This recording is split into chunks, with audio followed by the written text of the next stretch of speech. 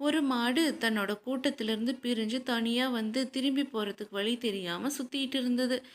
மாடு மேய்க்கிற சுந்தரம் மாட்டை காணாம திரும்ப திரும்ப தேடி பார்த்துட்டு சோகத்தோட சாயந்தரமா வீட்டுக்கு வந்தாரு. ஐயையோ, இருட்டாயிருச்சே, முதலாளி வேற மாட்டை காணான்னு சத்தம் போடுவாரேன்னு கவலைப்பட்டுட்டு இருந்தாரு.